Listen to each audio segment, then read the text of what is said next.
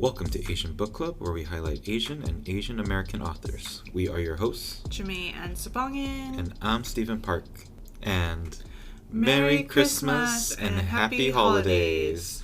We are here to celebrate with you. This upcoming weekend is the holiday that me and Jamae celebrate, which is Christmas. But whichever holiday you choose to celebrate, we hope you have a really great time with whoever you spend it with. Yes. For us at Asian Book Club, we are celebrating by finishing up this book. Yay! Which is Pasko na My Love by 6 different authors. And we'll list them at the end again just for everyone to have. Yes. But one of the things I noticed in this book was something that I've noticed that's pretty specific to certain cultures. It's not necessarily something that I've noticed a lot with Korean cultures growing up, but it's something that was in this book, and that thing is Tita Baby. So from the outside standpoint, and having seen different friends and their families, I've noticed that with larger families, we tend to get these Tita babies or these Tito babies, or like the uncles that are like 20 years younger than the nephew or the niece, or the cousins that are really close. I don't know. The family dynamics seem very different. Definitely. So, like you're saying, there can be wide ranges of ages where, for example, even in my family, I have an aunt who is younger than me, but she's my aunt because I think it's their dad is a cousin of my mom. So even though they're younger, I'm calling them tita. Which, does that feel weird to you? Not necessarily. It's all in Filipino culture. It's more about relationship rather than age. And I think on Guam as well, specifically, when it comes to the family tree or the inner circle of a family, it's all about that relationship that doesn't make it weird for us. I also feel like there are certain characters that are spread amongst larger families and at parties. Like there are certain titos or like some certain like people that it seems like everyone has. Like, yes. One of the things we talked about, because it came up through social media, is how the Filipino flag was deemed as not patriotic when it was worn as a sash for this girl's graduation. And then it came to the conversation of like, well, why not wear the flag? We do it here all the time with like the American flag. Exactly. And then we talked about how there seems to always be that one uncle that's always wearing the standard like Filipino flag on a zip up or something like that. Yes, exactly. It's always a Tito Boy. Yeah, like that. Like, what is a Tito Boy? Tito Boy. So what's interesting is every family, big or small, there's a Tito Boy, there's a Tita Girl, and that's their actual names. Like their name is Boy? And Girl, or Girlie, or Boyette. And they're not always nicknames. Like in this book, Tita Baby was a nickname, but that's not always the case. Sometimes their actual name is Baby. Wow. Interesting. Yes. That's awesome. So yeah, it's a world that I don't know very well. I also grew up in a very small family, so I didn't have large parties to attend. So maybe it is something that's also part of Korean cultures and customs, but it's just not something I had known very well. I think if I were in Korea, my family is a lot larger there. But still, there is no Tito Boy or like Samchun Ai or something like that. I don't know. It's not something that I recognize. So it was kind of cool, and it's kind of funny to see it in this context. For sure. Where it's also very normalized. Yes. And I think that's something this book did very well, was normalize a lot of the standards and things you would see in different Filipino parties and customs and cultures. So, absolutely. Yeah. And if you find yourself going to one of these parties and you want to get all dolled up and look really cool, there's going to be one way to do so, by accessorizing, and that's going to be our recommendation for the week. Our recommendation for the week is Cambio & Co. They create handcrafted jewelry by Filipino artisans that connect people to the Philippines, or in their words, the motherland. They're based in Canada and they ship worldwide. The type of jewelry that they create are very reminiscent of the classic jewelry, the ones that are very intricate, the ones that have little dangly portions on them.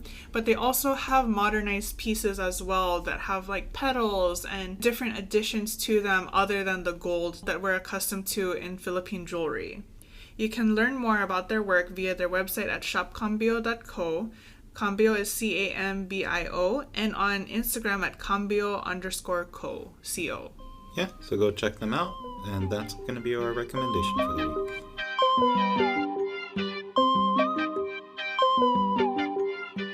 Okay, so we are reading and finishing Pasko na My Love, a holiday romance anthology, and this has been written by Elle Cruz, Maan Gabriel, Maida Malby, Mia Hopkins, Sarah Smith, and Tiff Marcello. Previously, we read Eden and Nick's story. We also read Ollie and Nora's story. But moving forward, we're reading the last two stories, which are So It's You by Maida Malby and My Only Love by Maan Gabriel. And so, what does the book tell us about So It's You?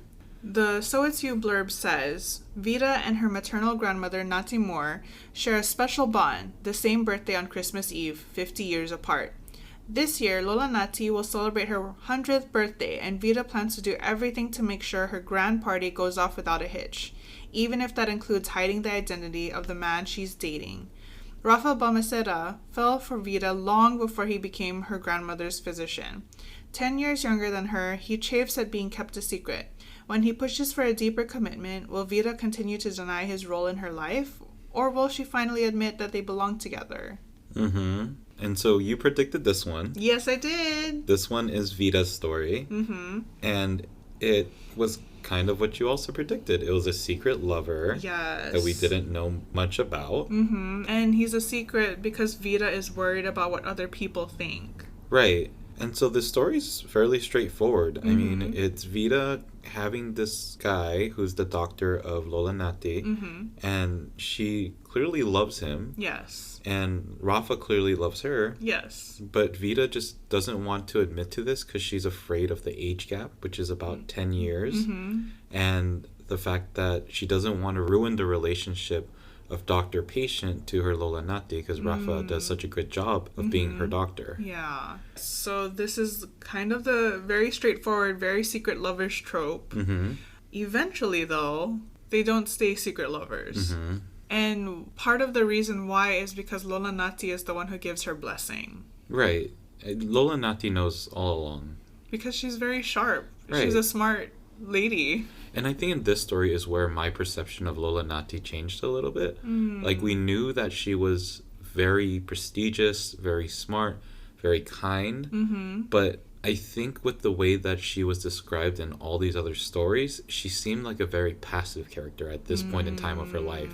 Like, she was sitting down on her chair, or this is at least the perception that I got. She wasn't going out and doing a lot, I guess. Fair. I mean, she is older. Right. But then in this story, we see how she's walking around. I think this is the one where she's up and dancing a little bit. Yes. She also gives that speech at the end, which is very, like, well done speech. So this story now changed the perception of who Lola Nati was for me. Fair. And it stayed true to the character that everyone seemed to be more attracted by. I think the biggest reason why we get this perspective is because Vida is kind of her caretaker. And so she has this behind the scenes look of who Lola Nati is in person, like not just as an enigma or not as a symbol of the family matriarch, but as an actual human being. And so this is a secret lover's trope. Yes. How did you find this in terms of readability? I sped through this faster than I anticipated. Considering how chunky each of the chapters were, I was a little afraid that I would get stuck, but instead I flew through the entire story. So readability wise, I think it's a 10 out of 10. It didn't seem to have many chapters. No. It definitely seemed like something that you can flow through. Like, none of it felt like there were stopping points. And it seemed to flow really well between the mindsets of Rafa and Tita Vida. Yes. So it definitely was very, very readable. Absolutely. What did you think of the characters themselves, both Rafa and Vida? I thought it was really nice to have Vida's side of the story told, especially as someone that seemed like a passenger on this whole journey. And I think it put a realistic nature to her character in that you could sense her insecurities, both with her scoliosis and with the fact that she didn't know how to present this relationship to her family. Yeah. So I thought that was really sweet. Totally. And I appreciated that Vida was not only center stage in this story, but it reminded me of other aunties who are literally named Tita Vida, where they're so helpful, but very little gratitude is shown towards them in terms of how helpful they are. Do you think that if you're named something, that's just what you become? Like, if you're named the boy, you're that Tito boy. Like, I think so. I think that's the power of words and the power of names, no? For example, and this is not to offend anybody, but when you think of Chads are a certain way, usually. You think of someone who's very boisterous and bold and kind of annoying. But there's also, like, Chadwick Boseman. Chadwick is a different name. His name's not Chad. But some people could call him Chad. We don't know that. We don't. Anyways, so the other character that I really liked hearing in the story was Lola Natis, like we explained. I really like how her character became this more whole character rather than this passive object that we saw on the side. And we finally saw the nature of what everyone had admired too for so long. Yes, definitely. How she wasn't just this big character with a fighting spirit, but also a soft character who was very kind and also warm towards those she loves. What did you think of Tita Vida's boy toy, Rafa? I thought that he was so sweet. And of all the characters with Rafa, I didn't have a particular form or person in mind while I was reading. Instead, it was his heart that was showing through to me. Not only did he have this spirit of wanting to keep going with Vida, even though Vida was having a hard time with their relationship, not only did he have that spirit in him, but he also had such a kindness that was different from the other characters who were men. Well, it was just very grown up. It was much more mature. Right, exactly. Whereas all the other characters seemed like 20-year-olds or like late 20s or maybe early 30s. Even Ollie, who is 40, kind of felt like a 20-year-old. Actually, Rafa is also 40, so they're the same age. Right, because he's 10 years younger than Vida, who's turning 50. Yeah, so Rafa's definitely someone who I'd picture being 40, unlike Ollie. So what did you think about this story in general? I loved this story. This felt, even though it was very simple, very straightforward, and easy to follow, I appreciated the complexities of the characters, how the characters were the focus rather than the story itself. I liked how it was very easy flowing. It seemed like something that I can immerse myself in. And after all the previous reads, I appreciated the more minimal amounts of sexy times in this story. I think I've had my fills of sexy times. So, I don't know. I really liked how easygoing this was. I thought you saw the complexity in characters. You saw the conflicts without there really having been too much conflict. Right. And it just seemed like a very natural state of being for everything that happened. Totally. Very, very true. Yeah. And so that's our 5th book. Our 6th book is My Only Love by Maan Gabriel. And this book starts with... The blurb for My Only Love says, "He's on his way to the White House. She's fighting for women's rights on the streets of D.C. 10 years ago, Drew and Angelica broke off their engagement while in law school. They both attribute their failed relationship to young love and ambition. But when Drew begs Angelica to attend his grandmother's 100th birthday and pretend for 1 week that they are back together, sparks fly between them. Is it pretend when the feelings from the past never truly went away? The thing is, Angelica doesn't want to be Senator Hizon's number one. Selfish as it may seem, she wants to be his only one, his only love." And so Drew is this character that we were introduced in our last read through Tita Vida. I don't think we've gotten much mention of Drew prior to that. We have. He's been showing up in the parties for some of them. Like, I believe in Sophie's, he was there dancing on the dance floor. And in others, I don't remember specifically which story, but he was talking to his constituents. I see. So this is where we get to learn the story of Drew, or Andrew. Yes. And he is a senator. We kind of start with this story showing the broken relationship of Drew and Angelica. And we very quickly learn that the brokenness happens because Angelica has fears of falling in love with Drew and seeing him with his other person. Yeah, the assistant person gave her fears, and that's what she ran away from. And so they have not been in a relationship for 10 years, and they end up getting together in the end. And yeah, I thought this story was very nice. Totally. And I think this one was on the verge of sexy time at certain points. I mean, there were some. Yes. I thought this story was very much a strong love story. I think originally I was wondering why the story was put into the same collection, because it seemed very different. The writing style seemed different. The readability seemed much less lighthearted. It seemed like something with a very serious tone to it. Fair. But still very much a story that was alluring and kept me connected throughout the read. Absolutely. In this fake dating trope, like you mentioned, the pacing made it feel like it was going to be a much longer story rather than this quick, short story. How did you feel about these two characters that we met? So Angelica, Jel for short, was the most believable character in this particular story for me, because she asked all the questions that I was wondering. Like, why would she go back to this family when they've been broken up for 10 years? What would be the purpose of pretending to have a relationship with this person regardless of their history? And from a standpoint of someone who's very insecure in relationships, for me, Jel very much had the same comments running through her brain that I would have had through my brain. So when she went into these concerns about seeing Kate and Drew together and how much that broke her down, I kind of very much understood where she was coming from. Fair.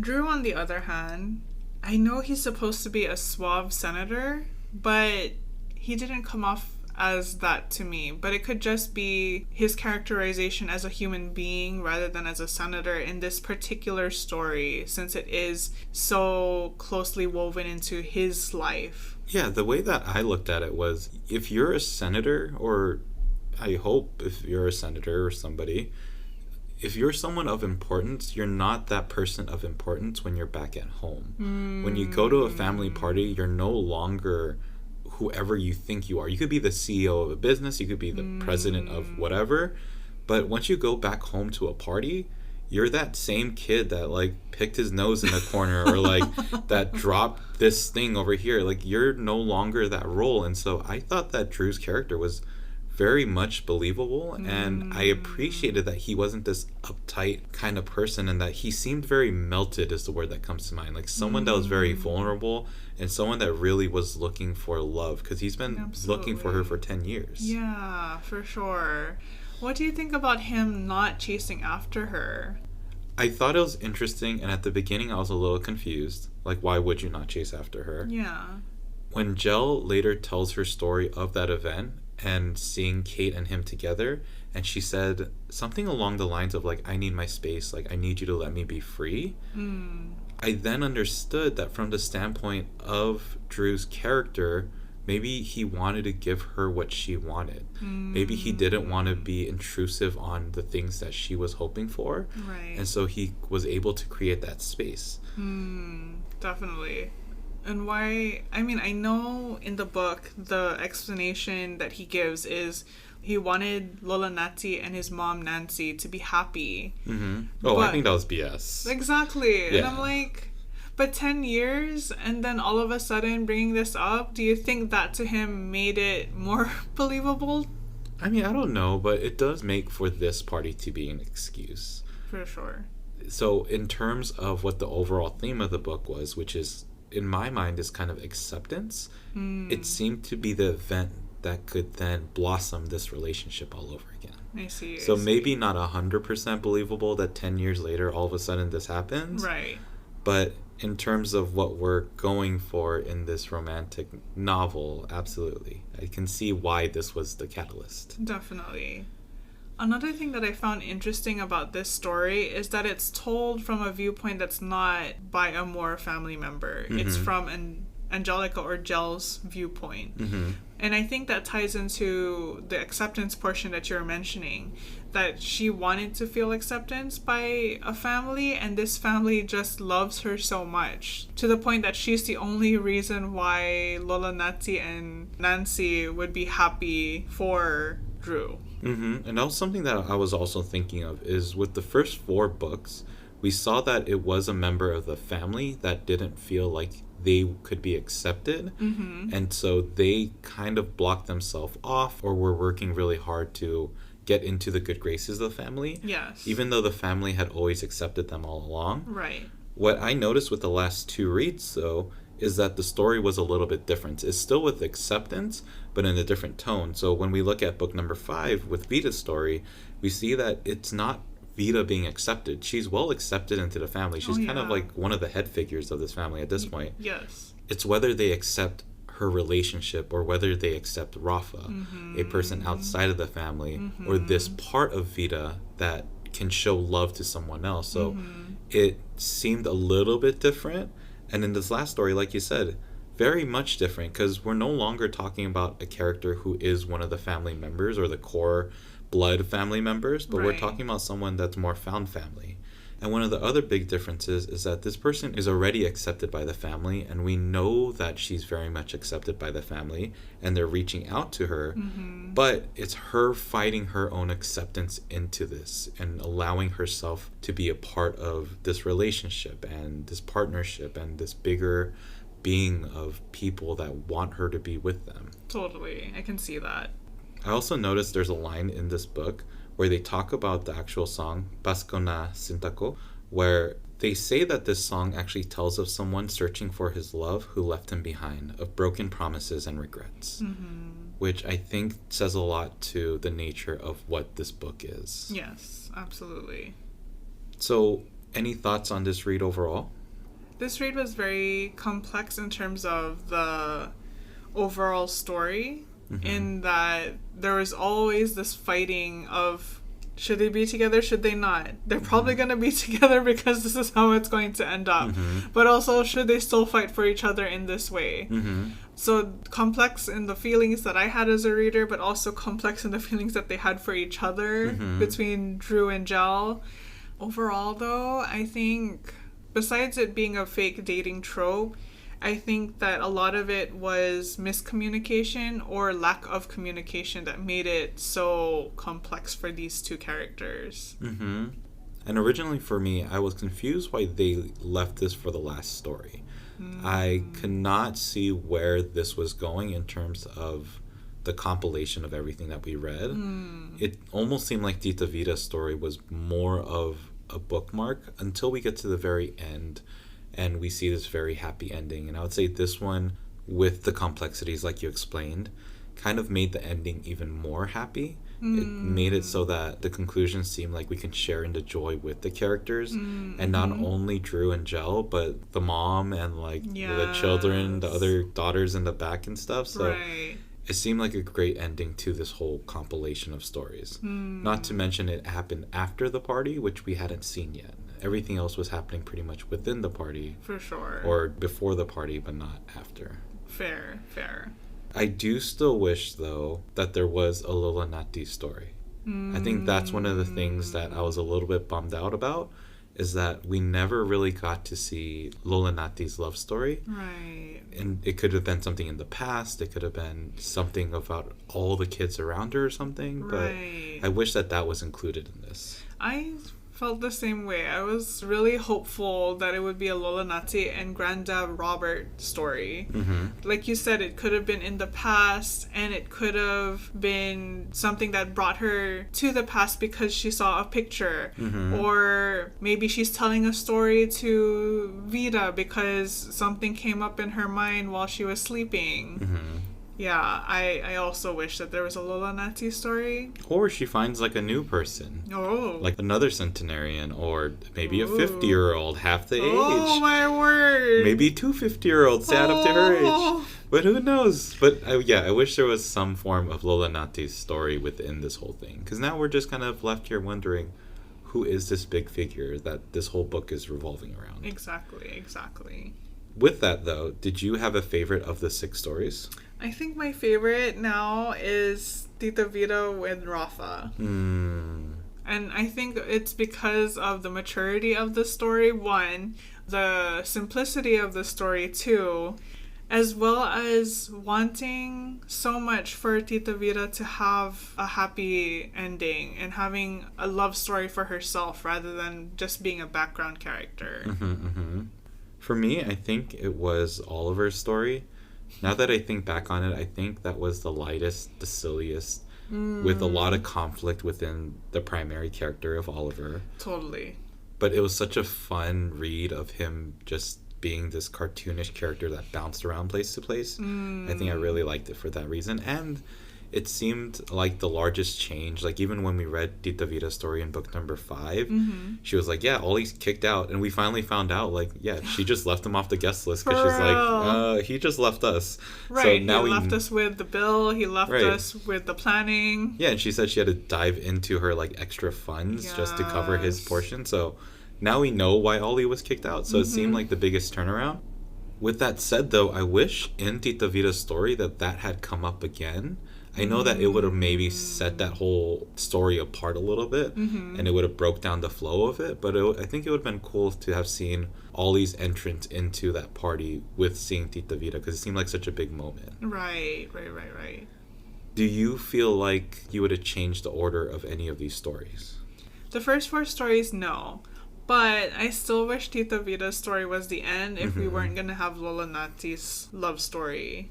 I agree. I feel like the last story had such good content that it really did become a good bookmarker for the read. But I felt like in terms of who the characters were and what these stories were telling, it would have been really cool to get Tita Vida's story last, or I would have much rather had a Lola Nati story to end all of these stories. Yes. All right. So, we're going to get into our next book, but before we do, as I was reading this, all I could think of was it would be really cool to make this book into a movie.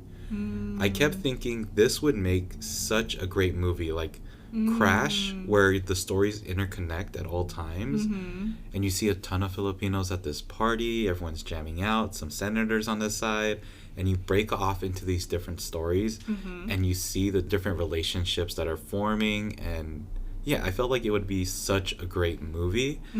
I think, Jokoi, I doubt that you're listening to this, but if you are, I know you want to make more productions, so you should make this movie, calling you out. But what I thought of was, all right, if this should be a movie, we should do a preview. Okay. So Jamae has no idea what's going on right now. I do not. I gave her a list of different quotes that I want her to say. And she's going to help me out by voicing some of the characters. And so this is going to be the movie. This December comes a holiday movie for the ages. In the chilly air of Napa, one family is brought together to celebrate a centennial birthday. Happy birthday, Lola Nati. It's here that we follow 6 remarkable journeys to find love. There's Ruby, the baby of the family, trying to prove herself through her cooking. You sure you can handle it? Sophie, the podcaster who puts everything out in the open except her true love. You guys are not going to believe the Bumble date I went on last week. Oliver, the outcast of the family trying to find his way back in. I'm sorry, you can't just enter. And many, many more. Special cameo by Vin Diesel. It's all about family. Join us in this celebration of Christmas spirit and birthdays as we watch these individuals find acceptance and love. Insert Pasko na Sinta Ko music. Coming December 2024. Pasko na, my love. Wow. Right? That sounds so cool. I feel like this would make such a good movie. It would make a good movie. Like, even if it is a Hallmark movie or a TLC movie or a lifestyle movie. Or a Netflix special show or whatever. I feel like this could be a real thing. I think we can highlight a lot of cool new Filipina actresses out there. So we're going to tag all the authors in this. We're going to get this moving because I really want to see this as a movie. Yes. But with that said, this ends this book, Pasko Na My Love, which is written by 6 wonderful authors, all having different styles, but all telling really great stories. Yes. And then it leads us into our next read. This next book is special because the author is part of one of the book clubs that I'm a part of. And we kindly got a review copy, and we're so excited to jump into this book. So this is kind of both our picks. It's not one pick that was blindly done this time. And so we're really excited to just kind of get to reading. Yes. And the title of the book is Multo by Cindy Fazzi. The back of the book says, Filipino-American bounty hunter Domingo has made a career of catching criminal, undocumented immigrants. He's the best in the business, and it isn't lost on him that he's so good because of his similarities to his targets. Despite Domingo's claims that he is unsympathetic to their plight, he spends his spare moments on stakeouts and in between jobs writing a book of advice for aspiring immigrants. Brash, funny, and candid, he compiles the names of all the people he's apprehended, documenting the hazards of his profession, and imparting advice to foreigners who dare to dream of life in America. Domingo's latest job is finding biracial Filipino woman Monica Reed for the 3rd time. Monica is the only fugitive who has ever escaped him and the only one he's ever released, against orders. As he embarks on a 3rd and final hunt for her, Domingo uncovers a dangerous truth that Monica was determined to publicize even though it put her life in danger. And as he chases her around the country, despite his agreement to arrest people like Monica, Domingo finds himself taking her side. Flushing out immigrants whose biggest crime was clinging to the American dream pales in comparison to getting justice for a woman who he discovers was living in the shadows, but was only ever searching for the truth. Full of action and humor, Multo is also a meditation on what it means to be unwelcome and unwanted in a country you love and the sacrifices such love requires. And so a little bit about the author. Cindy Fazzi is a Filipino-American writer and former Associated Press reporter. She's worked as a journalist in the Philippines, Taiwan, and the United States. She currently lives in the Sacramento area in California. You can find her online at cindyfazzi.com, Cindy, C-I-N-D-Y, Fazzi, F-A-Z-Z-I, and at Cindy Fazzi on social media. Yep. And so we're going to be reading Multo by Cindy Fazzi. What is our first read going to be? For our first read, for those who are following along in the book, we're reading pages 1 through 75. But for everyone, we're reading chapters 1 through 9 for our first read of Multo. Right. And this book is available in physical form. I believe there's an e-reader copy and an audiobook that you can also get. Yes. If you don't see this at your library, just a fun fact and something you might have to do for a lot of these authors who are Asian or Asian American because they're not spotlighted on a common basis is you might have to go into your library and request this book. Yeah. So kind of look around the website and there are places that you can do that. So if you request it, you're adding this book into the collection that someone else might pick up and find. So don't feel shy about doing it. Yes. Please read along with us. That's going to be Multo by Cindy Fazzi, but we just finished Pasko Na My Love by 6 authors. And if you enjoyed the book, if you have anything that you wanted to share, I honestly hope that you're going to have a great holidays with your family and spend time together with whoever you want to spend time together with. And if you want someone else to spend it with, you can always spend it with us. So how can people get in touch with us? You can email us at asianbookclubpod@gmail.com, or you can join the conversation or DM us while our DMs are still open at Instagram at asianbookclubpod. Yep, and you can also find us at our website, which is asianbookclubpod.com. That has our bookstore, that has past reads, current reads, and books that we plan to read. And a great way to support us on this podcast is to rate, review, and subscribe. Otherwise, be happy, be healthy, and read a book. Ingat! Bye.